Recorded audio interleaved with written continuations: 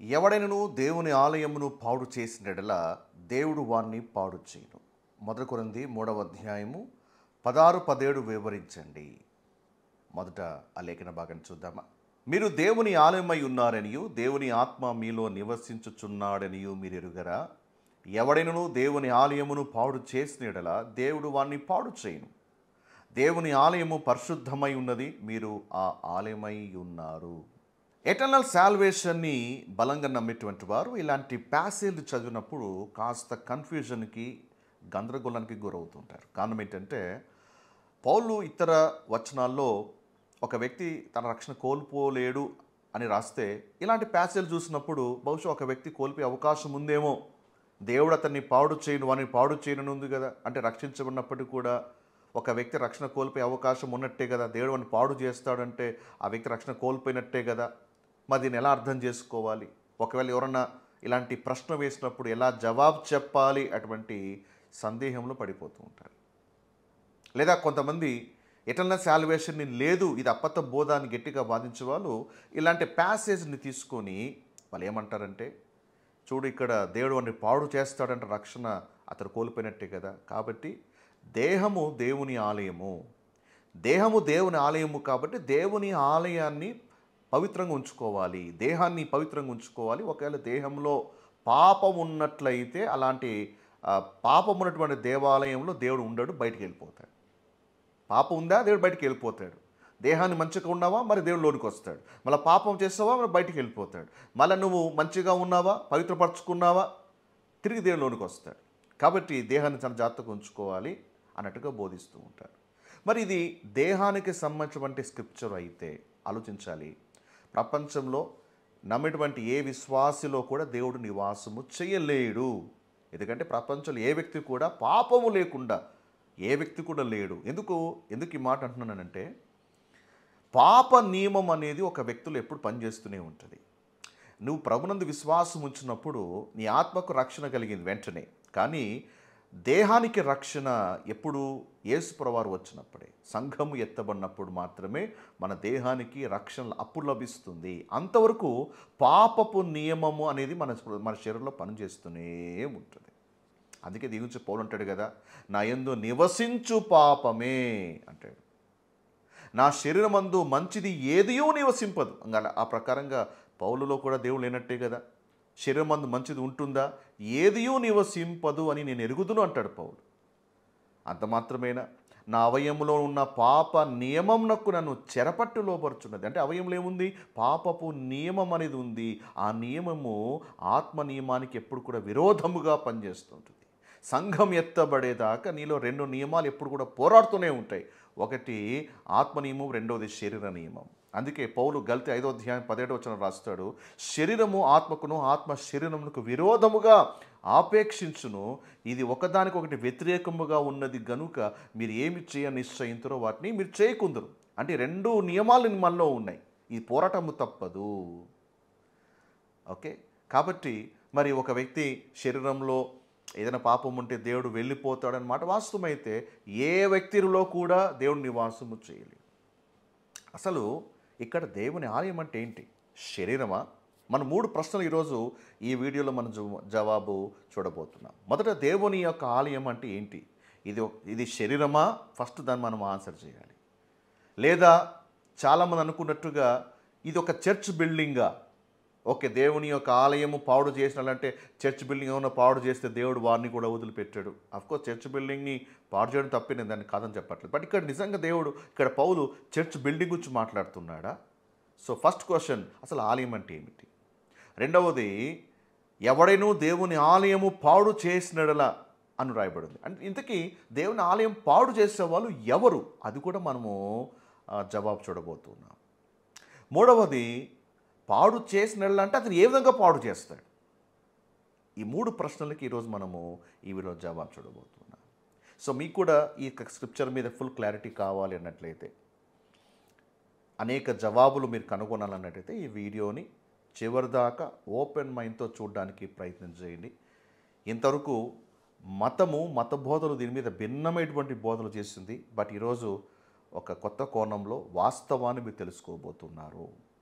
Okay, కాబట్టి వీడియోని చివరిదాకా చూడండి. మధ్యలోనే ఆపేస్తే అపార్థం చేసుకునే అవకాశం ఉంటుంది. సో కాబట్టి అసలు దీనికి కరెక్ట్ జవాబు లేఖనాల నుంచి మనం చూడబోతున్నాము. సో దీని మీద ఎవరు వ్యాఖ్యానం చేశారు, ఏ స్పీకర్ ఇలా చెప్పాడు, ఆ స్పీకర్ ఇలా చెప్పాడు, మనకి స్పీకర్ కొలబద్ద కాదు, మనకి వ్యక్తి కొలబద్ద కాదు, వచనాలే కొలబద్ద. సో వచనమే మనకు జవాబిస్తుంది. కాబట్టి డీటెయిల్ అనాలిసిస్ మనము చేయబోతున్నాం. సో కాబట్టి ఈ యొక్క వీడియో విన్న తర్వాత ఇంకా మీకు ఏదైనా డౌట్స్ ఉన్నట్లయితే సో కింద కామెంట్ సెక్షన్లో తెలియజేయండి. సో వీలు చూసుకుని దాని మీద కూడా సపరేట్ వీడియో చేస్తాను. అండ్ అలాగే ఈ యొక్క సాల్వేషన్ అటువంటి సబ్జెక్ట్ రైట్లీ డివైడింగ్లో భాగంగా ఈ సాల్వేషన్ రక్షణ మీద మనము డీటెయిల్గా చాలా ఇన్డెప్త్ అనాలిసిస్ చేసాం, చాలా వీడియోస్ కూడా చేసాం. అలాగే రక్షణ మీద కొంతమంది అడిగిన ప్రశ్నలకి నేను ఇదివరకు కూడా నేను జవాబు ఇచ్చాను. ఇవన్నీ కూడా నా ప్లేలిస్ట్లో ఉన్నాయి. సో ఒకవేళ మీరు నా ఛానల్ కొత్తగా వచ్చినట్లయితే సబ్స్క్రైబ్ చేసుకొని బెల్ ఐకాన్ ప్రెస్ చేయండి. నేను చేసే ప్రతి వీడియో కూడా మీకు నోటిఫికేషన్ వస్తుంది. అలాగే మీరు ప్లేలిస్ట్లోకి వెళ్తే అక్కడ మీకు ఆ ప్లేలిస్ట్లో చాలా వీడియోస్ మీకు కనపడతాయి. ఇదివరకు మీకు ఉన్నటువంటి సందేహాలు అక్కడ వీడియో రూపంలో ఉన్నట్టయితే మీరు తప్పకుండా మీరు ఫాలో అవ్వచ్చు. లేదా అక్కడ ఇంకా మీకు జవాబు లభించలేదు అన్నట్టయితే కింద కామెంట్ సెక్షన్లో తెలియజేయండి. నేను వీలు చూసుకుని దాని మీద నేను వీడియో చేస్తాను. Okay, so without a delay let jump in to the topic.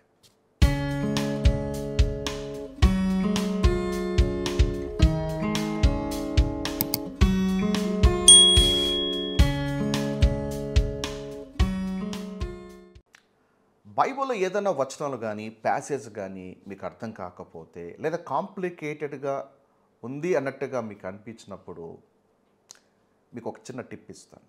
అదేంటంటే ఆ సబ్జెక్ట్ గురించి మిగతా వచనాలు ఏం చెప్తున్నాయి మొదట వాటిని పరిశీలన చేయండి. ఈ వచనం గట్టిగా పట్టుకొని అంతటితో ఆగిపోకండి, లేదా దాని విషయంలో అభ్యంతరపడకండి. ఓకే, దిగుచినటువంటి వెలుగు ఇతర వచనాలు ఏమైనా లభిస్తుందా? ఫర్ ఎగ్జాంపుల్ రక్షణకు సంబంధించి పౌలు ఇతర వచనాల్లో ఏం చెప్తున్నాడు, మొదట అవన్నీ కూడా స్టడీ చేయండి. ఆ వచనపు వెలుగులో ఈ వచనాన్ని స్టడీ చేసినప్పుడు అప్పుడు మీకు అర్థమవుతుంది. ఒకవేళ అక్కడ ఉన్నటువంటి వచనాలు ఒక రకంగాను ఇక్కడ ఉన్నటువంటి వచనము మరో రకంగా ఉన్నట్టుగా మనకు అనిపిస్తే అది అవగాహన లోపమే తప్పనిచ్చి పౌలు అక్కడ ఒక చోట ఒక రకంగాను ఇక్కడ ఇంకో రకంగా చెప్పాడు. బైబిల్లో కాంట్రడిక్షన్స్ ఉన్నాయా? బైబిల్లో భేదాలు ఉన్నాయా? బైబిల్లో భేదాలు లేవు. ఒక చోట ఒక రకంగా ఇంకో చోట ఇంకో రకంగా ఉండదు. కాకపోతే అవగాహన లోపం ఉంది. సో కాబట్టి ఈ ఒక్క వచనం బట్టి మిగతా వచనాలన్నీ స్ట్రైక్ ఆఫ్ చేసే బదులుగా ఆ వచనాలన్నీ పరిగణలో తీసుకొని వాటి వెలుగులో దీన్ని స్టడీ చేసి ఓకే ఇక్కడ కొంచెం కాంట్రడిక్షన్గా కనపడుతుంది కదా, కాబట్టి ఇక్కడ కాంట్రడిక్షన్ కాదు, నాకు అవగాహన లోపమే, దీన్ని ఇంకొక యాంగిల్లో స్టడీ చేద్దామని కాస్త స్టడీ చేస్తే అక్కడే మనకి కొన్ని క్లూస్ లభిస్తాయి.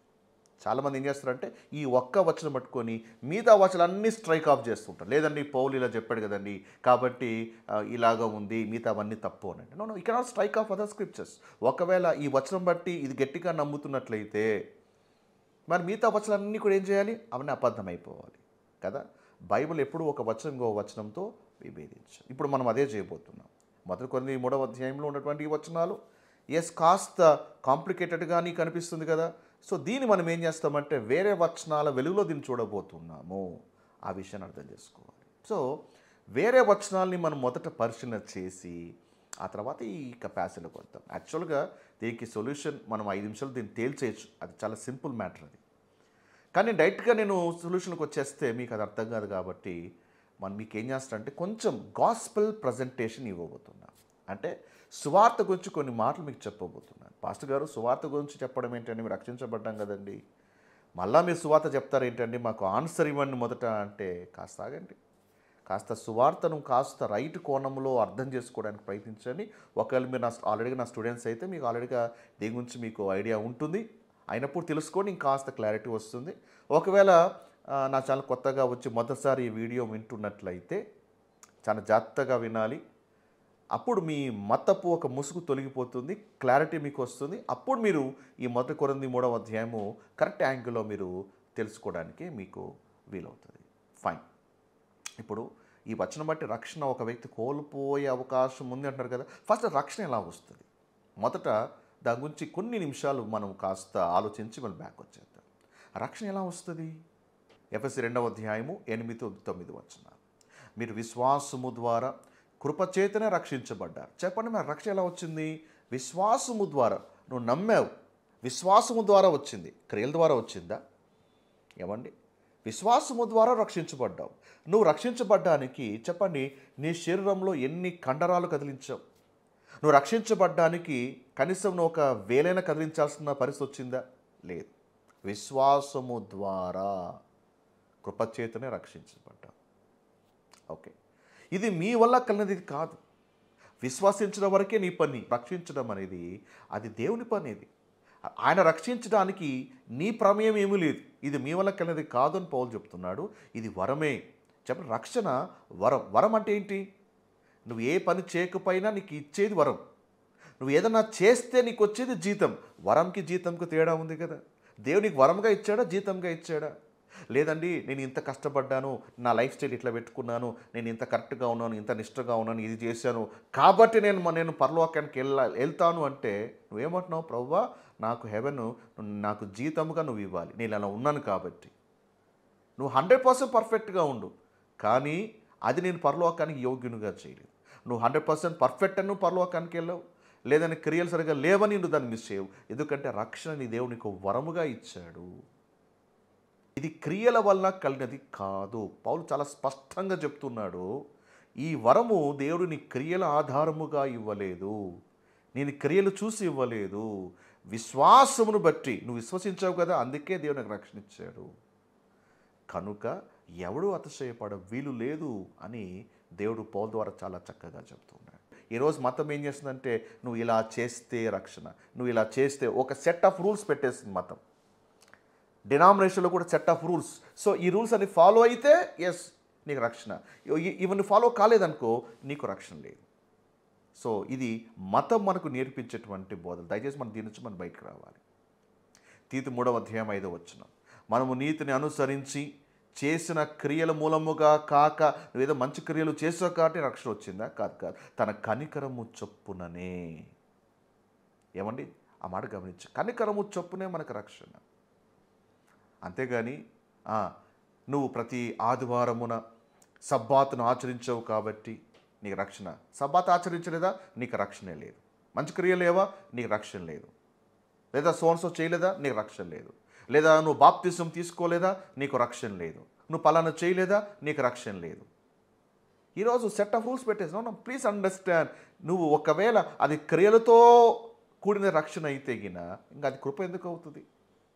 కొందరు అంటారు, లేదు పాస్టర్ గారు, రక్షించబడేటప్పటికి కృప అండి, కానీ రక్షించబడ్డాక ఆ రక్షణ మనం కాపాడుకోవాలంటే క్రియలు చేయాలి, క్రియ లేకపోతే ఆ రక్షణ కూడా కోల్పోయే అవకాశం ఉంది.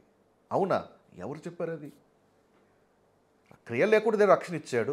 ఆ తర్వాత దేవుడు కండిషన్ పెట్టి, ఇప్పుడు కొన్ని అడ్వర్టైజ్మెంట్లు ఉంటాయన్నమాట, పెద్ద అడ్వర్టైజ్మెంట్ కింద స్టార్ మార్క్ వేసింటారు కండిషన్ సప్లై అని. అట్లా దేవుడు సీక్రెట్గా ఒక కండిషన్ పెట్టి, మీరు రక్షించబడ్డానికి మీకు విశ్వాసం ఉంటే సరిపోతుంది, నేను క్రియలు చూడండి అని చెప్పి, రక్షించబడ్డాక అదిగో నీ క్రియలు బాగాలేదు కాబట్టి నేను రక్షణకి తీసేసుకుంటానంటాడా? నో. రోమా 11వ అధ్యాయం 6వ వచనం చూడండి, అది కృప చేతనైన ఎడల ఇక క్రియల మూలమైనది కాదు, కాని ఎడల కృప ఇకను కృపయే కాకుండా పోతుంది. అది కృప చేతనే అంటే దాని అర్థం ఏంటి? అది క్రియల మూలమైనది కాదు. ఒకవేళ అది క్రియల ద్వారా వస్తుంది, రక్షణ క్రియల ద్వారా వస్తుంది అంటే ఇక అది కృప ఎందుకు అవుతుంది అని ఇక్కడ పౌలు అంటున్నాడు. సో కాబట్టి మనం ఏం నేర్చుకున్నాం ఇక్కడ? Grace alone, faith alone and Christ alone. ఇదే మనకి రక్షణ ఇచ్చేది. పౌలు చాలా స్పష్టంగా చెప్పాడు. 1 కొరింథీ 15వ అధ్యాయము 2, 3, 4 వచనాల ప్రకారంగా, నా సువార్త, నా ఉపదేశ ప్రకారంగా ఏంటి? ఒక వ్యక్తి ఎలా రక్షించబడతాడు? యేసు నా కొరకు మరణించాడు, పాతిపెట్టబడ్డాడు, 3వ దినమున తిరిగి లేచాడు అని విశ్వసిస్తే రక్షణ. ఇది పౌల్ గాస్పెల్. ఇందులో there is no works. Of course క్రియలు ఎందుకు చేయాలో నేను డీటెయిల్గా ఒక వీడియో చేశాను, అది మీరు ప్రీవియస్ వీడియో చూస్తే మీకు అర్థమవుతుంది. బట్ రక్షణకి క్రియలతో సంబంధం లేదు అని మనం చాలా క్లియర్గా మనం తెలుసుకున్నాం. అయితే నా గెట్ దిస్, రక్షించబడ్డాక ఏమవుతుంది? పాస్టర్ గారు మరి ఎక్కడికి వెళ్ళట్లేదండి, కొంచెం నేను బేస్ బిల్డ్ చేసి మిమ్మల్ని 1 కొరింథీ 3వ అధ్యాయంలోకి తీసుకెళ్తున్నాను. మన రక్షణ ఎలా వచ్చిందో, వచ్చాక మనం ఏమై ఉన్నామో అనేది మనం కాస్త తెలుసుకుందాం. రక్షించబడ్డాక ఏమవుతుంది? రోమా 3:26 క్రీస్తు యేసు రక్తమునందలి విశ్వాసము ద్వారా నీకేమవుతుంది? నువ్వు నీతిమంతుడిగా మార్చబడుతున్నావు. చెప్పండి, నువ్వు నీతిమంతుడిగా ఎలా మార్చబడ్డావు? క్రియలు బట్టి నీతిమంతుడా, లేదా క్రీస్తు యేసు రక్తము నందలి విశ్వాసం? You believed in the blood of Jesus. యేసు రక్తము మన పాపములన్నీ కడిగి వేసింది. యేసు రక్తములను విమోచించింది. ఆ రక్తములోనే నా విమోచన. నువ్వు నమ్మావు కదా, ఆ విశ్వాసమే నిన్ను నీతిమంతుడిగా మార్చింది, నీ క్రియలు కాదు. మతం ఏమంటుంది? క్రియలు లేకపోతే నువ్వు నీతిమంతుడు కాదు, క్రియలు లేకపోతే నువ్వు పాపివి. అసలు క్రియలు బట్టి ఒక నీతిమంతుడు అవును కాదని ఎవరు నిర్ణయిస్తున్నాడు? మతం నిర్ణయిస్తూ ఉంది. It is a religious teachings, please understand. లోక వ్యవస్థ లేదా మతం ఏమంటుందంటే క్రియలు బట్టి నువ్వు నీతిమంతుడుగా కాదా అని చెప్తుంది. కానీ దేవుని యొక్క వాక్యం చూడండి, యేసుక్రీస్తు రక్తమునందలి విశ్వాసము ద్వారా నువ్వు నీతిమంతులుగా మార్చబడ్డావు. మీరు నిర్ణయించుకోండి, మత బోధలు చెప్పేది కరెక్టా, లేదా దేవుని వాక్యం ఈ బైబిల్ అటువంటి వచనాలు చెప్పేది కరెక్టా? మీరు నిర్ణయించుకోండి. నువ్వు చెప్పండి, ఈ వచన ప్రకారంగా నువ్వు నీతిమంతుడువా? కొందరు అంటారు, పాస్టర్ గారు నేను నీతిమంతుడు కాదేమోనండి. ఒకవేళ ప్రీచర్ అంటాడు, ఇక్కడ ఎంతమంది నీతిమంతులు చేయొద్దండి అంటే దాదాపు చాలామంది చెయ్యి ఎత్తారు. ఎందుకు తెలుసా? వాళ్ళందరూ ఏమనుకుంటారంటే ఎక్కడో చోట నాలో పాపం ఉందేమో, లోపం ఉందేమో, కానీ నేను నీతిమంతుడు అవునో కాదో తెలియదు. వాళ్ళకి ఒక నిశ్చయిత అనేది లేదు. అంటే వాళ్ళు నీతిని దేంతో మ్యాచ్ చేసుకుంటున్నారు? వాళ్ళ క్రియా జీవితంతో మ్యాచ్ చేసుకున్నారు. క్రియ లేకపోతే నేను నీతిమంతులు ఎలా అవుతానండి? ఇక్కడ దేవుడు క్రియలు బట్టి నీతి అని చెప్తున్నాడా? యేసు రక్తము వలన నీతిమంతులు అని చెప్తున్నాడా? యేసు రక్తం విశ్వాసం ఉంచు, ఆ విశ్వాసమే రోమా 5:1-2 ఆ విశ్వాసమే నేను నీతిమంతులుగా చేస్తా ఉంది. సో ఈ వాక్యం బట్టి యు ఆర్ రైచస్, నువ్వు నీతిమంతుడవు అని గుర్తెట్టుకో. ఏమండి, ఇక్కడ నీతి కూడా దేవుడు నీకు ఎప్పుడు ఇస్తున్నాడు? వెంటనే ఇస్తున్నాడా? లేకపోతే నువ్వు రక్షించబడ్డావు కదా, నీ క్రియా జీవితం బాగాలేదు, ఒక 6 నెలలు వెయిట్ చేయి, 7 నెలలు వెయిట్ చేయి, లేదా ఒక సంవత్సరం వరకు వెయిట్ చేస్తా, నీలో మార్పు వచ్చి నువ్వు కరెక్ట్గా నిలబడినప్పుడు నీతి ఇస్తా అని చెప్పాడా? నో. రైచస్, వెంటనే నమ్మిన వెంటనే, రక్షించబడిన వెంటనే ఆయన రక్తము వలన, ఆ రక్తంలో నువ్వు విశ్వాసం ఉంచావు కాబట్టి వెంటనే నీతిమంతుగా తీర్చబడ్డావు. అండ్ వెంటనే జరిగే ఇంకొక ప్రక్రియ కూడా చూడండి, ఏంటిది? ఆత్మచేత ముద్రించబడ్డావు. You are sealed by the spirit. ఆత్మచేత ముద్ర, ఒక వ్యక్తికి ముద్ర వేయబడిందని అర్థం ఏంటి? అది గ్యారంటీ అని అర్థం. ఈ ముద్ర ఎంతవరకు ఉంటుంది? పరిశుద్ధాత్మ చేతను ముద్రించబడ్డావు కదా, ఈ ముద్ర ఎంతవరకు ఉంటుంది?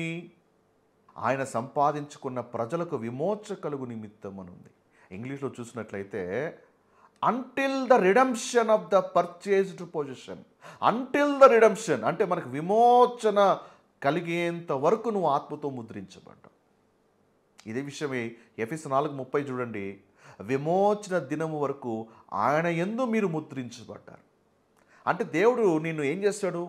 నువ్వు పడిపోవు, నువ్వు జారిపోయే అవకాశం లేదు, నీ రక్షణ కోల్పోయే అవకాశం లేదు, నువ్వు నరకానికి వెళ్ళే అవకాశం లేదు అనడానికి ప్రూఫ్గా దేవుడు ఏం చేస్తాడు? తన పరిశుద్ధాత్మ చేత దేవుడు నీకు సీల్ వేస్తాడు. ఎంతవరకు? ఆ సీల్ ఎంతవరకు పనిచేస్తుంది? 2 రోజులు పనిచేస్తుంది పాస్టర్ గారు. పాపం చేస్తే సీల్ వెళ్ళిపోతుంది. లేదా ఒక 10 days తర్వాత పాపం చేస్తే సీల్ వెళ్ళిపోతుంది. ఆ తర్వాత మళ్ళీ మారుమనసు పొందితే మళ్ళీ సీల్ వేస్తాడండి. మళ్ళీ పాపం చేస్తే మళ్ళీ సీల్ వెళ్ళిపోతుందండి. మళ్ళీ ఒకవేళ మళ్ళీ మారుమనసు పొందితే మళ్ళీ సీల్ వస్తుందండి. అంటే దేవుడు సీల్ వేసి తీసేస్తూ ఉంటాడు, సీల్ వేసి తీసేస్తూ ఉంటాడు. అవునా? దేవుడు ఆ సీల్ని ఎంతవరకు ఉంచుతానని చెప్పాడు? విమోచన దినము వరకు. ఇంతకీ మన విమోచన ఎప్పుడు? చార్ట్ చూడండి ఒకసారి, చార్ట్ చూడండి. ఎస్, సంఘము ఎత్తబడే టైం. ప్రభు వస్తున్నాడు కదా సంఘం కొరకు. మన విమోచన దినం ఇక్కడ. అంటే ప్రభు రాకడ, ప్రభు మధ్యాకాశానికి వచ్చి సంఘాన్ని కొనిపోయేంత వరకు కూడా దేవుడిని ఆత్మతో సీలేసి, ఆత్మతో ముద్రించాడు. అంటే చెప్పండి, ఈ రక్షణకు గ్యారంటీ ఉన్నట్టా లేనట్టా? లేదండి, ఆత్మతో ముద్రించబడిన నరకానికి వెళ్ళే అవకాశం ఉందంటే, అంటే ఆత్మతో ముద్రించబడినప్పుడు ఆత్మ కూడా నీతో, పరిశుద్ధాత్మ నీతో నరకానికి వచ్చేస్తాడా? You cannot lose your salvation. You cannot lose your salvation. Please understand. పౌలు వచనాలు కాస్త పరిశీలన చేయండి. నా ప్రియ సోదర సోదరి, నీవు రక్షణ కోల్పోయే అవకాశము క్రియలు లేకుండా దేవుడు రక్షణ ఇచ్చి, క్రియలు బాలేవని దేవుడు నీ రక్షణ తీసేస్తున్నాడు అంటే దేవుడు అబద్ధికుడు అవుతున్నాడు. మరి పాస్టర్ గారు, బైబిల్లో రక్షణ కోల్పోవడానికి అనేక వచనాలు ఉన్నాయి కదా అంటే, ఎస్, ఆ వచనాలు ఎక్కడున్నాయి? ఏ పుస్తకంలో ఉన్నాయి? Rightly dividing important. బైబిల్లో 2 ప్రోగ్రామ్స్ ఉన్నాయి. ఇజ్రాయెల్ ప్రోగ్రామ్ ఉంది, బాడీ ఆఫ్ క్రైస్ట్ ప్రోగ్రామ్ ఉంది. ఇజ్రాయెల్ ప్రోగ్రామ్ కింద కొన్ని పుస్తకాలు ఉన్నాయి, వారికి వేరే వేరే అపోస్తులు ఉన్నారు, వాళ్ళకి వేరే వేరే డాక్ట్రిన్స్ ఉన్నాయి. బాడీ ఆఫ్ క్రైస్ట్కి వేరే అపోస్తులు ఉన్నారు, వారికి వేరే పుస్తకాలు ఉన్నాయి, వీటికి వేరే డాక్ట్రిన్స్ ఉన్నాయి. రెండు ఒకటి కాదు, రెండు సత్యమే, కానీ రెండు వేరు చేయాలి. అందుకే పౌలు 2వ తిమోతి 2వ అధ్యాయం 15 వచనంలో అంటాడు కదా, సత్యవాక్యమును సరిగా విభజించు అంటాడు. ఎందుకు అంటే ఈ రెండు డాక్ట్రిన్స్ వేరు. ఒకరికి ఇవ్వటువంటి పుస్తకాన్ని, ఆ వచనాన్ని నువ్వు అప్లై చేసుకుంటే కన్ఫ్యూజ్ అయ్యే అవకాశం ఉంది. Rightly dividing is very very important. ఒక వ్యక్తికి రైట్లీ డివైడింగ్ రాదా, ఆ వ్యక్తికి బైబిల్ అవగాహన లేదు అని అర్థం చేసుకోవాలి. నువ్వు ఎంత థియాలజీ చేసినా, ఎంత బైబిల్ కాలేజ్కి వెళ్ళినా, ఎక్కడ ఏ ఒక యూనివర్సిటీకి వెళ్ళి ఎంత నువ్వు డాక్టరేట్లు తీసుకున్నా కూడా, if you don't understand the rightly dividing, ఈ సబ్జెక్ట్ తెలియకపోతే నువ్వు దేవుని వాక్యం నీకు అర్థం కాలేదు అన్నట్టే అర్థం. ఒకప్పుడు నాకు తెలియదు రైట్లీ డివైడింగ్, నేను కూడా తెలియక చాలా బోధలు చేసి తర్వాత తెలుసుకున్నా ఒక రైట్లీ డివైడింగ్ సబ్జెక్ట్. అప్పుడు తర్వాత నా బోధన సరి చేసుకొని ఇప్పుడు సత్యబోధన చేయడానికి నేను ప్రయత్నిస్తున్నాను, చాలామందికి నేను ప్రకటిస్తున్నాను. So rightly dividing is very very important. Okay, మనం ఏం నేర్చుకున్నాం? సో నంబర్ 1, రక్షణ ఎలా వస్తుంది? సో విశ్వాసం ద్వారా కృపచేతన రక్షణ వస్తుంది. So faith alone, grace alone and Christ alone, ఇందులో క్రియలు లేవు అని మనం తెలుసుకున్నాం. రెండవది ఏం తెలుసుకున్నాం? మన క్రీస్తు రక్తంలో విశ్వాసం ఉంచడము ద్వారా మనం నీతిమంతులుగా మార్చబడుతున్నాం అని తెలుసుకున్నాం. అలాగే ఏం తెలుసుకున్నాం? ఆత్మతో ముద్రించబడ్డ విమోచన దినం వరకు, అంతవరకు మరి రక్షణ కోల్పోయే అవకాశము లేదు అని కూడా మనము తెలుసుకున్నాం. So we don't lose our salvation. Fine, ఒక క్లారిటీ అయితే వచ్చేసింది.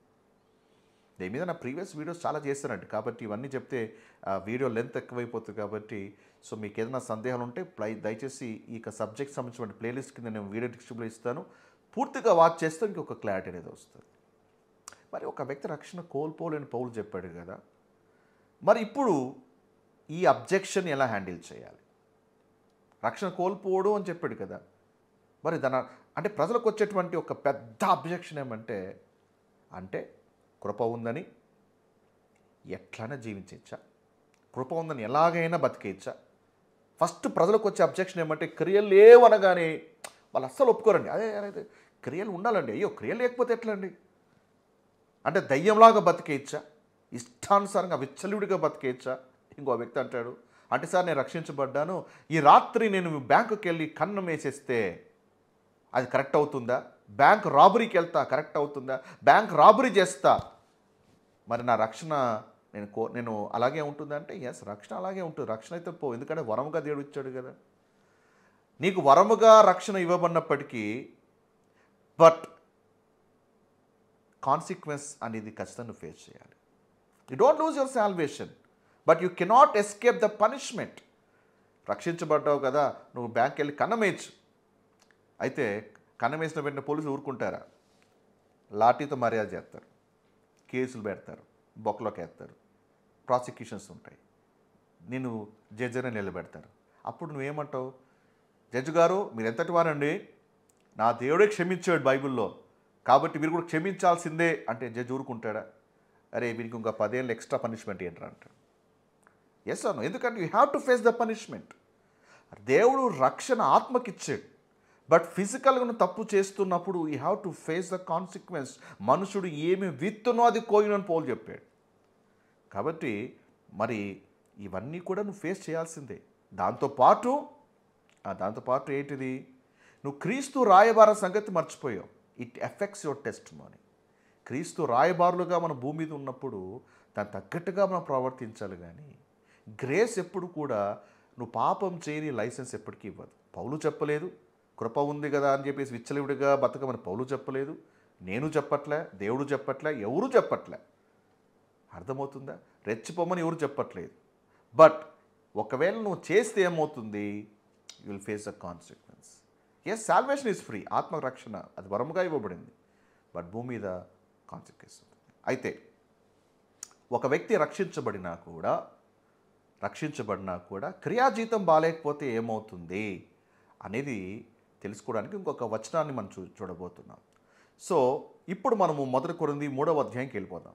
ఇప్పుడు మన కాంప్లికేటెడ్ ప్యాసేజ్ కూడా అక్కడే ఉంది కదా, సో కాబట్టి అక్కడికి వెళ్ళిపోదాం. సువార్త ప్రకటిస్తున్నప్పుడు రక్షణ గురించి నువ్వు మాట్లాడుతున్నప్పుడు దయచేసి 1 కొరింథీ 3వ అధ్యాయముని వివరించకుండా పూర్తి చేయొద్దండి, వివరించకుండా అందరితో ఆపేయద్దండి. సో ఎటర్నల్ సాల్వేషన్ చెప్పిన తర్వాత కంపల్సరీగా వారిని 1 కొరింథీ 3వ అధ్యాయంలోకి తీసుకుని వచ్చి 10 నుంచి 13 వచనాలు ఖచ్చితంగా దాన్ని ఎక్స్ప్లెయిన్ చేసినాకనే ఆ సువార్త ప్రకటన ముగించాలి. కొంతమంది ఏం చేస్తారంటే సగమే చెప్తారు, ఓకే దేవుడు రక్షించాడు, క్రియలతో పని లేదు, అందరితో ఆపేస్తారు. ఇంకా నెక్స్ట్ ఇంకోటి ఉంది, వాళ్ళకి డౌట్స్ ఉంటాయి కదా, ఒకవేళ క్రియా జీవితం బాగాలేకపోతే ఏమవుతుంది, దాన్ని కూడా ఎక్స్ప్లెయిన్ చేయాలి కదా. Okay, let's go back to 1 Corinthians 3rd chapter. 1 కొరింథీ 3వ అధ్యాయము 10 నుంచి 13 వచనాలు చూడండి. దేవుడు నాకు అనుగ్రహించిన కృప చొప్పున నేను నేర్పరి అయిన శిల్పకారుని వలె పునాది వేసితిని. చెప్పండి, పునాది ఎవరు వేశారు? పౌలు గారు వేశారు. బాడీ ఆఫ్ క్రైస్ట్లో పునాది ఎవరు వేశారు? అపోస్తలు వంటి పౌలు వేశాడు. బాడీ ఆఫ్ క్రైస్ట్కి పునాది 12 మంది అపోస్తులు వేయలేదు. 12 మంది అపోస్తులు బాడీ ఆఫ్ క్రైస్ట్కి అపోస్తులు కారు, వారు యూదులకు అపోస్తులు, నమ్మిన యూదులకు అపోస్తులు. సో బైబిల్లో 2 చర్చెస్ ఉన్నాయి, ఒకటి కింగ్డమ్ చర్చ్, ఒకటి గ్రేస్ చర్చ్ అనేది ఉన్నాయి బైబిల్ కాలంలో. ఇప్పుడైతే ఒకటే, ఇప్పుడు కింగ్డమ్ చర్చ్ లేదు, ఓన్లీ గ్రేస్ చర్చ్ మాత్రమే ఉంది. అయితే బైబిల్లో వచ్చేపాటికి అక్కడ 2 ఉన్నాయి. సో కింగ్డమ్ చర్చ్కి వేరే అపోస్తులు ఉన్నారు, ఆ 12 మంది అపోస్తులు పునాది వేశారు వాళ్ళకి. ఇక్కడ బాడీ ఆఫ్ క్రైస్ట్లో పౌలు పునాది వేశాడు. నేను వేస్తుని అంటాడు. ఒకవేళ ఇతర అపోస్తులు కూడా వేసి ఉంటే నేను కూడా వేసి తిని అని చెప్పాలి పౌలు, కానీ అలా చెప్పట్లేదు. నేను వేశాను, మరి ఒకడు దాని మీద కట్టుచున్నాడు. అంటే పౌలు వేసినటువంటి పునాది ఏమైతే ఉందో, క్రైస్ట్ని పౌలు ఏ విధంగా ప్రజెంట్ చేస్తున్నాడు? Christ according to the mystery. ఇతర అపోస్తులు వాళ్ళ గుంపులకి ఎలాగ ఫౌండేషన్ వేశారు? Christ according to the prophecy. అందుకే వాళ్ళు పత్రికలు రాస్తున్నప్పుడు ఓల్డ్ టెస్ట్మెంట్ రెఫరెన్స్లన్నీ ఎక్కువగా కోడ్ చేస్తూ రాస్తూ ఉంటారు. క్రైస్ట్ అకార్డింగ్ టు ది అంటే లేఖన ప్రకారంగా ప్రభు ఎలా చేశాడు, ఎలా మరణించాడు, ఎలా తిరిగి లేచాడు, ఏ విధంగా రాజ్యం ఇవ్వబోతున్నాడు, ప్రవచనాలన్నీ లింక్ చేస్తూ రాస్తుంటారు.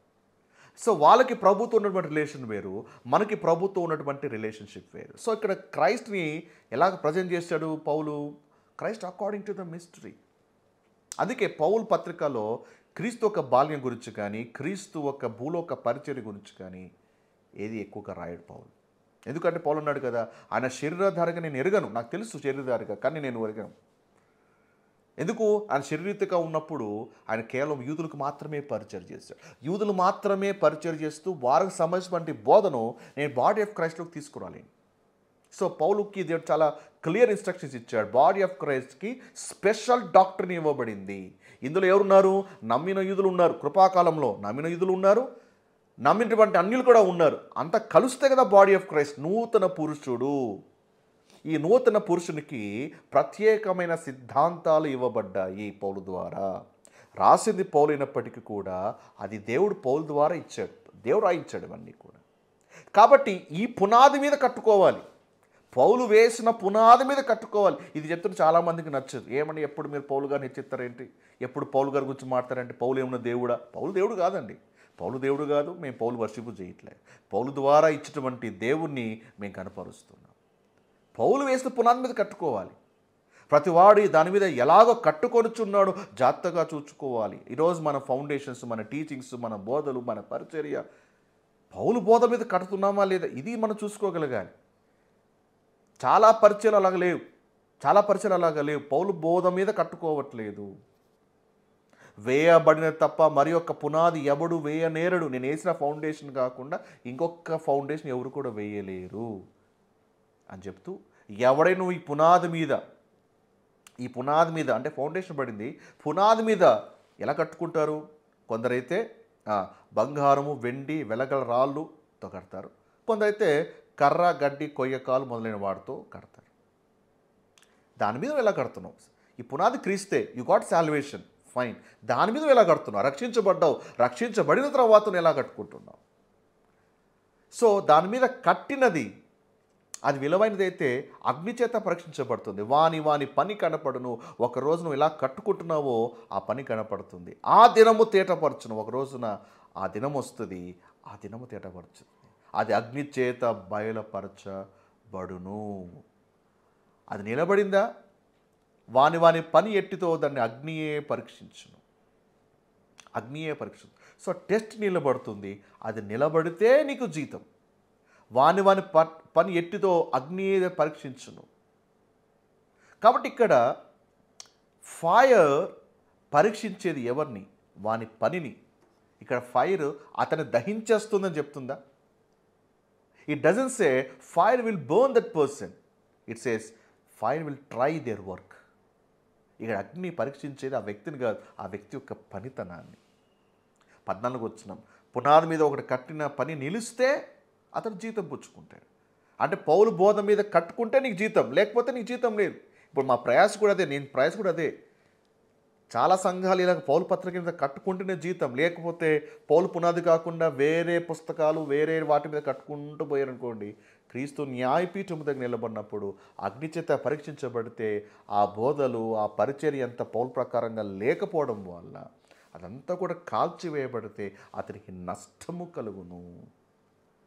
ఒక్కని పని కాల్చివేయబడిన ఎడల, ఒక్కని పని కాల్చివేయబడుతుందా, ఒక్కడు కాల్చివేయబడతాడా? వాడు కాల్చబడ్డు, వాని పని కాల్చబడుతుంది, వానికి నష్టము కలుగును. అతడే నరకానికి వెళ్ళిపోతున్నాడా, లేదా వానికి నష్టం కలుగుతుందా? నష్టం కలుగుతుంది. తన మట్టుకు రక్షించబడును కానీ అగ్ని నుండి తప్పించుకున్నట్టుగా రక్షించబడును. పౌలు చాలా క్లియర్గా చెప్తున్నాడు, నేను రక్షించబడ్డానండి, నేను ఇష్టానుసారంగా పరిగెత్తా, ఇష్టానుసారంగా బతుకుతా అంటావా? నువ్వు కూడా కర్ర గడ్డి కొయ్యతో కట్టుకో. దేవుడిని ఆపడు. ఒకరోజు క్రీస్తు న్యాయపీఠం నిలబడినాక అదంతా కూడా కాలిపోతుంది. దాని జీతం ఉంటుందా? ఉండదు. ఇంత రక్షించబడి పలికిమాల జీవితము, వ్యర్థమైన జీవితం జీవిస్తూ ఉన్నావు అంటే ఎస్, పరలోకానికి వెళ్ళడానికి అది ఆయన క్రియ.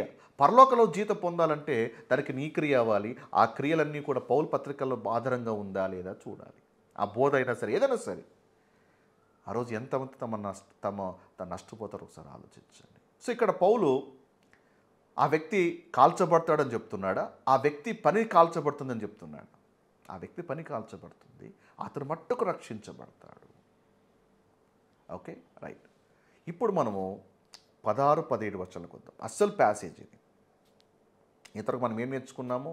ఏ man will not lose his salvation when he believe in Jesus. యేసుని విశ్వాసం ఉంచడం ద్వారా ఒక వ్యక్తి రక్షణ కోల్పోలేడు అని మనం తెలుసుకున్నాం.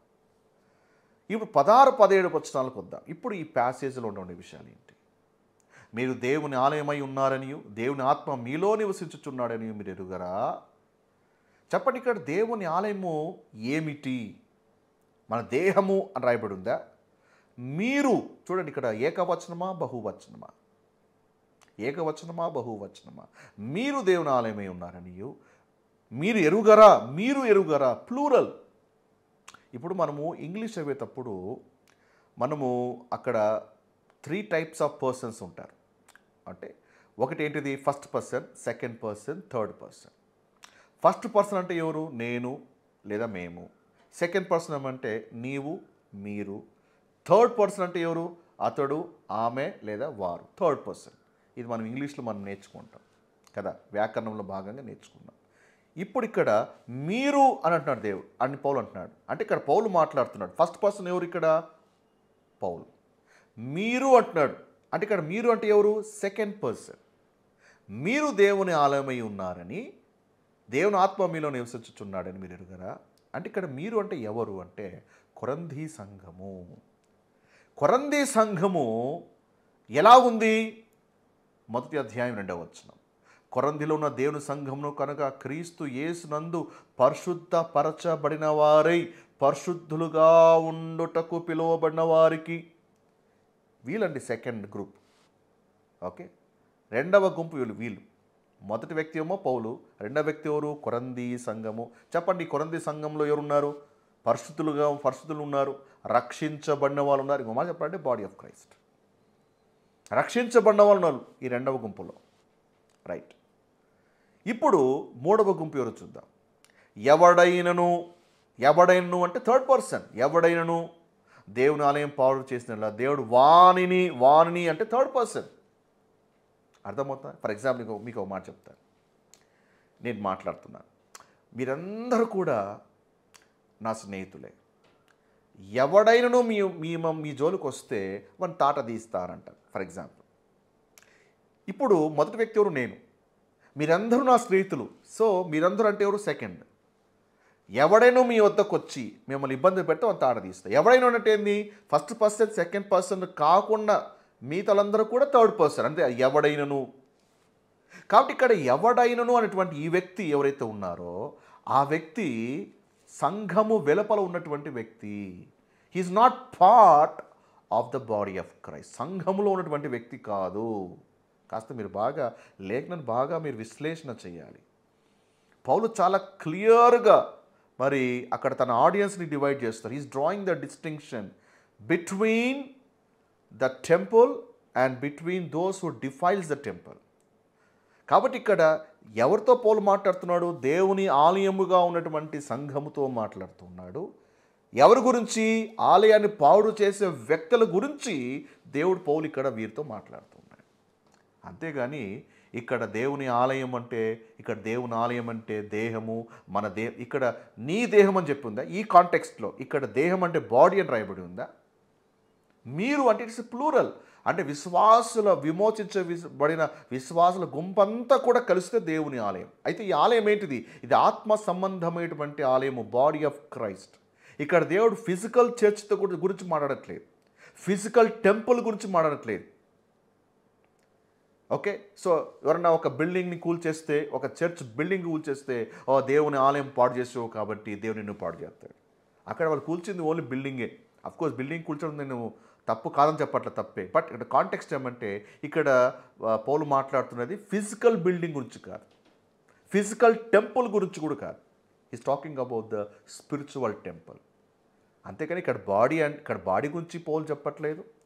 రెండవది ఇక్కడ ఫిజికల్ టెంపుల్ గురించి కూడా పౌలు చెప్పట్లేదు. He speaking about the temple which is the body of Christ. అర్థమవుతుందా?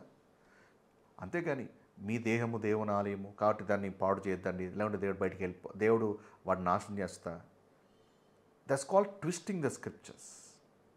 లేదా దాన్ని కాంప్లికేట్ చేయడం, దాన్ని మిస్యూజ్ చేయడం. ఎన్ని సంఘాలండి, ఎంతమంది బోధలు, ఎంతమంది బోధకులు మొదటి కొరింథీ 3వ అధ్యాయము 16, 17 వచనాన్ని బాడీతో కంపేర్ చేస్తూ బోధించాలి ఎంతమంది ఉన్నారు చెప్పండి. ముఖ్యంగా యూత్ మీటింగ్లో కంపల్సరీగా ఇలాంటి ప్యాసేజ్ వస్తుంది చూడండి. ఇక్కడ దేహం ఎప్పుడు ఎలా ఉండాలి? పవిత్రంగా. అఫ్కోర్స్ బాడీ పవిత్రంగా ఉంచుకోవాలి, అందులో అనుమానం లేదు. నేను ఉంచుకోకూడదని చెప్పట్లేదు, ప్లీజ్ అండర్స్టాండ్. నేను ఇక్కడ కాంటెక్స్ట్ గురించి నేను మాట్లాడుతున్నాను. ఇక్కడ పౌలు మాట్లాడుతున్నది బాడీ గురించి కాదు, ఫిజికల్ టెంపుల్ గురించి కాదు. అలాంటిది ఇది బాడీకి సంబంధించింది అని ఎంతమంది బోధిస్తున్నారు? దే ఆర్ మిస్టేకింగ్, వాళ్ళు అపార్థము చేసుకుంటున్నారు. సో ఇక్కడ మనకి క్లియర్గా టెంపుల్ ఏంటో అర్థమైంది. మరి ఇక్కడ ఇలాంటి ఆలయాన్ని పాడు చేసే వ్యక్తి ఎవరు? బాడీ ఆఫ్ క్రైస్ట్ని పాడు చేయడానికి ప్రయత్నించేటువంటి వ్యక్తి ఎవరు? ఆ బాడీ ఆఫ్ క్రైస్ట్లో ఉన్నటువంటి వ్యక్తేనా? కాదు కాదు కాదు, third person who is out side the body of Christ, right. మరి ఆ వ్యక్తి దేవుని యొక్క స్పిరిచువల్ టెంపుల్ బాడీ ఆఫ్ క్రైస్ట్ని ఏ విధంగా అపవిత్రపరచడానికి ట్రై చేస్తున్నాడు? దేవుడు అతన్ని పాడు చేస్తానంటున్నాడు. ఎవరిని పాడు చేస్తున్నాడు? బాడీ ఆఫ్ క్రైస్ట్లో ఉన్నటువంటి వ్యక్తిని కాదండి.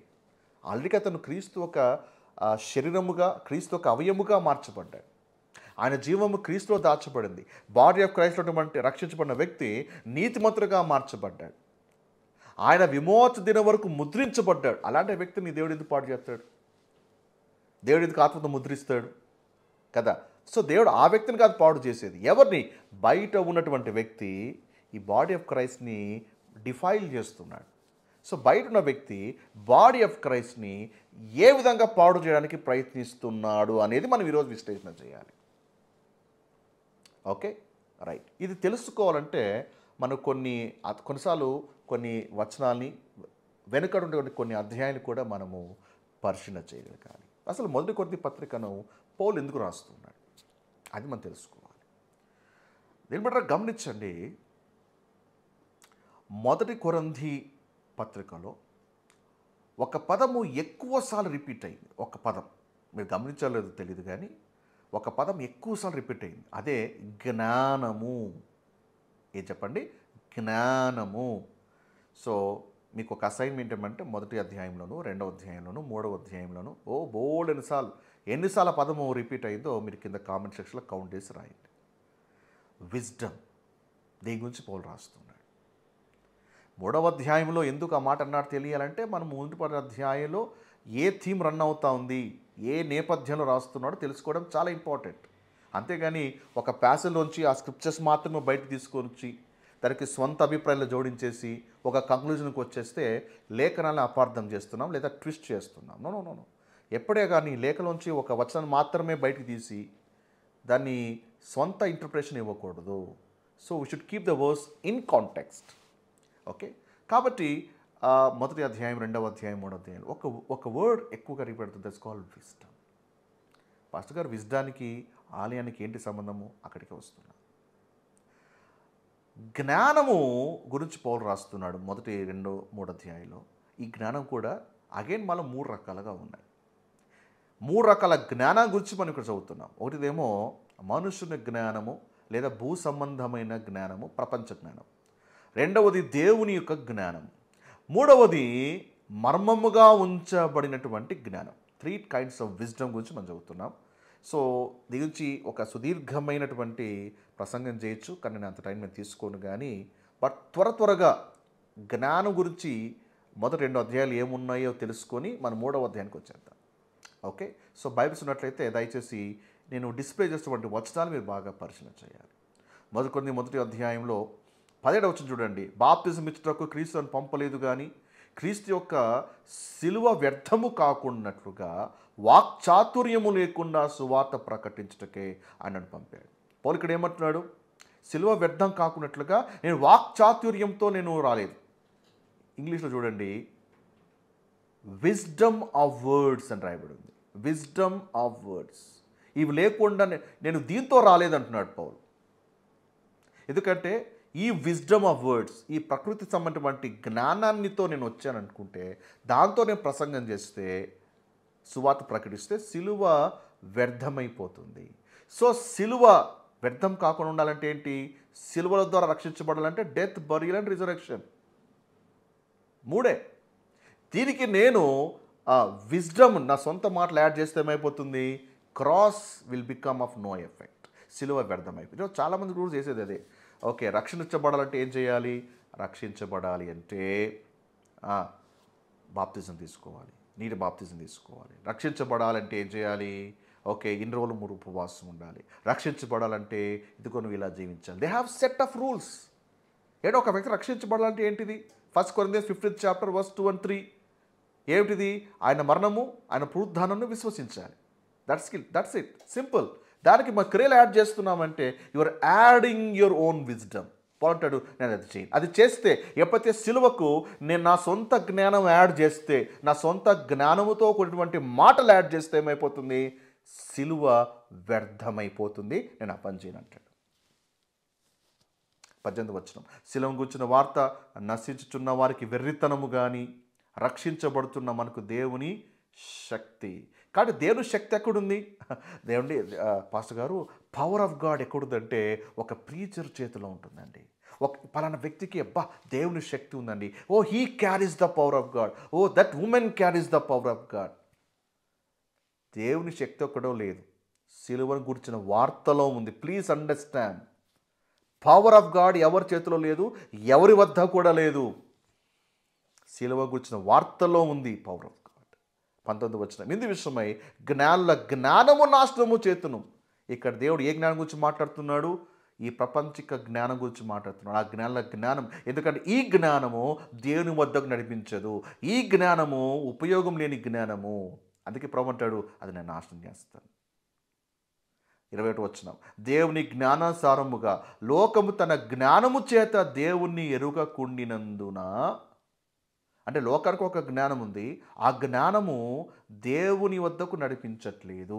ఆ జ్ఞానము దేని వల్ల ఉపయోగము లేదు. 22వ వచనం, యూదులు సూచక్రియ చేయమని అడుగుతున్నారు, గ్రీసు దేశస్తులు జ్ఞానము వెతుకుతున్నారు. వాళ్ళు కూడా జ్ఞానం వెతుకుతూ ఉన్నారు. అదే జ్ఞానం, అది దేవుని జ్ఞానమా? కాదు, వాళ్ళ సొంత జ్ఞానం వెతుకుతున్నారు. 24వ వచనం, అక్కడ కూడా మనకు జ్ఞానం కనపడుతుంది. దేవుని జ్ఞానమై ఉన్నాడు, క్రీస్తు దేవుని జ్ఞానమై ఉన్నాడు. ఇది దేవుని జ్ఞానం. అంటే మనకి ప్రపంచ జ్ఞానం ఒకటి ఉంది, రెండవది దేవుని యొక్క జ్ఞానం అనేది ఒకటి ఉంది కదా. 31వ వచనంలో కూడా ఆయన మనకు జ్ఞానము, నీతి, పరిశుద్ధత, విమోచన ఆయను. సో ఇక్కడ ప్రపంచ జ్ఞానం ఉంది, రెండవది దేవుని జ్ఞానం ఉంది. ఇప్పుడు 2వ అధ్యాయంకి వచ్చేద్దాం. అంటే నేను ఫాస్ట్గా చెప్తాను, ఎందుకంటే ఎక్కువ డీటెయిల్కి వెళ్తే లెంత్ అవుతుంది. 2వ అధ్యాయము మొదటి వచ్చి చూడండి. సహోదరులారా, మీ ఎద్దకు వచ్చినప్పుడు వాక్ చాతుర్యంతో కానీ జ్ఞానాతిశయంతో కానీ దేవుని మర్మము మీకు ప్రకటించు వచ్చిన వాడను కాను. నేను నా జ్ఞానాతిశయముతో నేను మీకు ప్రకటించట్లేదు. 3వ వచనం, మీ విశ్వాసము మనుషుల జ్ఞానము ఆధారము చేసుకునక. 4వ వచనంలో జ్ఞానయుక్తమైన తీయని మాటలను వినియోగించట్లేదు అంటున్నాడు. 6వ వచనం, పరిపూర్ణమైన వారి మధ్య జ్ఞానాన్ని ఇది ఏ జ్ఞానం ఇది? ఇది దేవుని యొక్క జ్ఞానం. ఇది ఈ లోక జ్ఞానము కాదు, నిరర్థకులైపోవచ్చున్న ఈ లోక అధికారుల జ్ఞానము కాదు, కానీ దేవుని జ్ఞానము మర్మమైనట్టుగా బోధిస్తున్నాడు. The wisdom that is kept secret since ages. అనాది నుండి ఏదైతే మర్మముగా దేవుడు పెట్టాడు బాడీ ఆఫ్ క్రైస్ట్ గురించి, దేవుడు మర్మముగా ఉంచిన దాన్ని పౌలు ద్వారా రివీల్ చేస్తున్నాడు. పౌలు అది అంటాడు, ఆ జ్ఞానాన్ని నేను మీకు బోధిస్తున్నాను. బాడీ ఆఫ్ క్రైస్ట్ ఉన్నటువంటి డాక్ట్రిన్స్ అంతకుముందు పౌలు కంటే ముందు ఎవరికి ప్రకటించలేదు. చర్చ్ డాక్ట్రిన్స్ అంతకుముందు ఎవరు కూడా దేవుడు ఎవరికి రివీల్ చేయలేదు. Reveal only through Paul. అర్థమవుతుందా? మనుషుల జ్ఞానము నేర్పు మాటలతో కాక ఆత్మ సంబంధమైన సంగతితో సరిచూచుచు. అంటే విజ్డమ్ గురించి అన్నిసార్లు పౌలు ఎందుకు రాస్తున్నాడు అంటే, బాడీ ఆఫ్ క్రైస్ట్ వెలుపల చాలామంది ఉన్నారు. వాళ్ళంతా కూడా ఏంటంటే రక్షించబడ్డాయా, బాగానే ఉంది, కానీ ఇది కూడా చేయాలి. Adding their own wisdom, adding their own traditions. ఇప్పుడు ఆది సంఘంలో కూడా అదే జరిగింది కదా. ఇది మన పౌలు స్థాపిత సంఘాల్లో కూడా ఏంటి, కొందరు వచ్చి పౌలు సంఘాల్లో గలిబిలి క్రియేట్ చేశారు. మోషే సున్నతి పాటించాల్సిందే, రక్షించబడ్డాం, ఓకే ఫైన్, కానీ సున్నతి లేకపోతే, మోషే నియమించిన సున్నతి లేకపోతే ఎట్లాగా? ధర్మశాస్త్రం పాటించకపోతే ఎట్లాగా? జెరూసలేం కౌన్సిల్లో పౌలు నిలబడినప్పుడు అక్కడ జెరూసలేంలో ఉన్నటువంటి పెద్దలు కూడా పౌలుతో అదే అంటున్నారు, బాగానే ఉందయ్యా పౌలు, అన్యుల సువార్త ప్రకటిస్తున్న బాగానే ఉంది, కానీ సున్నతి లేకపోతే ఎట్లాగా? ధర్మశాస్త్రం లేకపోతే ఎట్లాగా? Adding their own traditions. అంటే వీళ్ళ జ్ఞానము బాడీ ఆఫ్ క్రైస్ట్లోకి కూడా చొప్పించడానికి ప్రయత్నిస్తే పౌలు ఒప్పుకోవట్లేదు. నేను సమ్మతించలేదు అంటాడు పౌలు.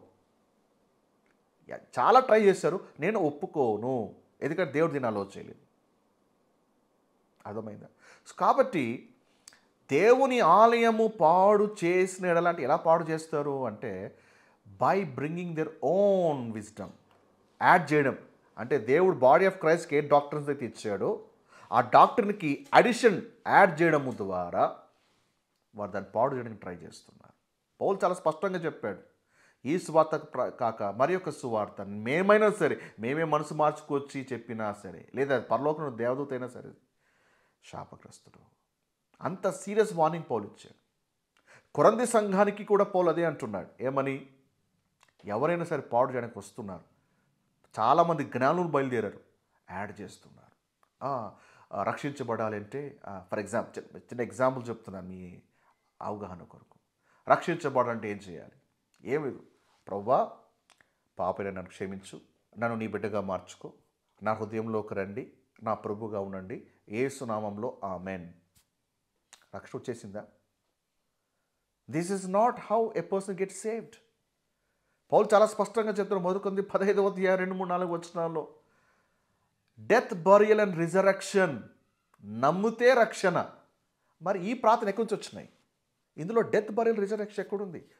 సిన్నర్స్ ప్రేయర్ చేస్తారు చాలా, ఓకే. ఆ సిన్నర్ ప్రేయర్లో డెత్, బరియల్, రిజరక్షన్ ఉందంటే హ్యాపీయే, లేకపోతే can a person be saved? చాలా చోట్ల సిన్నర్స్ ప్రేయర్లో ఈ డెత్, బరియల్, రిజరక్షన్ లేదు.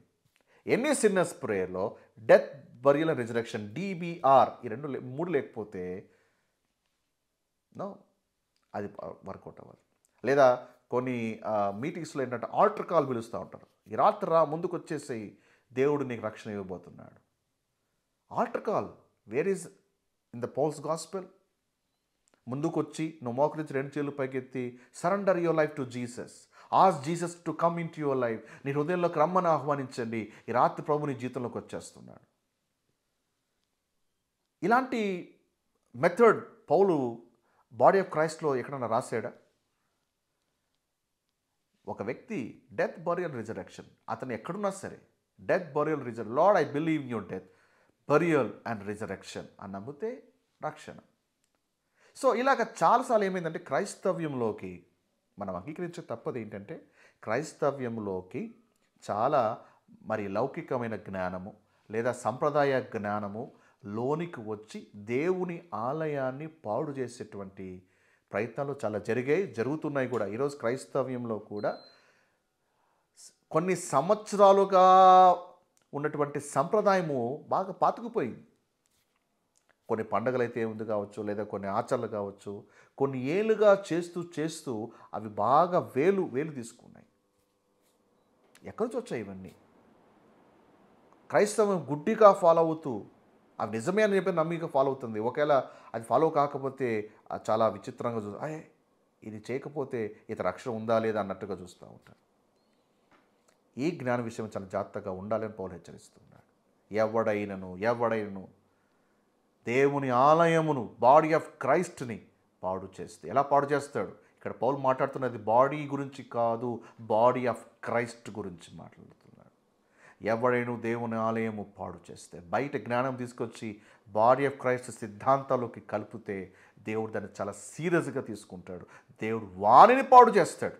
బాడీ ఆఫ్ క్రైస్ట్లో ఉన్నవాని కాదు, వాణ్ణి పాడు చేస్తాడు. దేవుని ఆలయము పరిశుద్ధమై ఉన్నది, మీరు ఆలయమై ఉన్నారు. దేవుడు అంటున్నాడు మీరు ఆలయం. అంటే దేవుడు ఆలయమై ఉన్న వారికి దేవుడు హెచ్చరించట్లేదు, ఆలయమై ఉన్నవారిని పాడు చేస్తాను దేవుడు చెప్పట్లేదు. ఇక్కడ ఎవడైనను బయట ఉన్న వ్యక్తితో మాట్లాడుతున్నాడు. అందుకే చాలా కేర్ఫుల్గా ఉండాలి. బాడీ ఆఫ్ క్రైస్ట్ ఒక సిద్ధాంతాలు దేవుడు పౌలు ద్వారా ఇచ్చాడు. దీనికి ఏది కూడా యాడ్ చేయకూడదు. ఈరోజు చాలామంది రకరకాల వాటి యాడ్ చేసుకుంటూ వెళ్ళిపోతున్నారు, రకరకాల వాటిని. ఆ జ్ఞానము దేవుడు ఆమోదించలేదు, ఆ జ్ఞానము దేవుడు చెప్పలేదు, లేదా ఇతర ప్రోగ్రామ్కి సంబంధించినటువంటి వాటిని తీసుకొచ్చి బాడీ ఆఫ్ క్రైస్ట్కి లింక్ చేస్తున్న వాళ్ళు చాలామంది ఉన్నారు. You should never do it. Okay, so మనం క్లియర్గా మనం నేర్చుకున్నాం. ఇక్కడ పౌలు మాట్లాడుతున్నది దేహం గురించి కాదని, ఇక్కడ పౌలు మాట్లాడుతున్నది ఫిజికల్ టెంపుల్ గురించి కాదని, ఇది బాడీ ఆఫ్ క్రైస్ట్ గురించి మాట్లాడుతున్నాడని మనం తెలుసుకున్నాం. దేవుడు వారిని పాడు చేయను అంటే బాడీ ఆఫ్ క్రైస్ట్లో ఉన్న వాళ్ళు దేవుడు పాడు చేస్తారని కాదు. బాడీ ఆఫ్ క్రైస్ట్ వెలుపల ఉన్నటువంటి వారు, రక్షణ పొందని వారు, లేదా బాడీ ఆఫ్ క్రైస్ట్ వెలుపల ఉంటూ భిన్నమైనటువంటి బోధలు చేస్తూ జ్ఞానంతో చెడగొట్టడానికి ట్రై చేస్తున్న వాడిని దేవుడు సీరియస్గా తీసుకుంటాడని చాలా క్లియర్గా మనం తెలుసుకుంటున్నాం. Okay, so hope you're blessed. ఈ లేఖనము మీకు క్లియర్గా అర్థమైందని అనుకుంటున్నా. అండ్ మీకు ఏదైనా సందేహాలు ఉన్నట్లయితే కింద కామెంట్ సెక్షన్లో తెలియచేయండి. అండ్ ఈ యొక్క వీడియో మీకు బ్లెస్సింగ్గా ఉన్నట్లయితే మీ స్పందన కూడా కింద కామెంట్ సెక్షన్లో మీరు తెలియచేయాల్సిందిగా మనం చేస్తూ ఉన్నాను. సో నెక్స్ట్ వీడియోలో మరో టాపిక్తో కలుసుకుందాం. Until then, God bless you.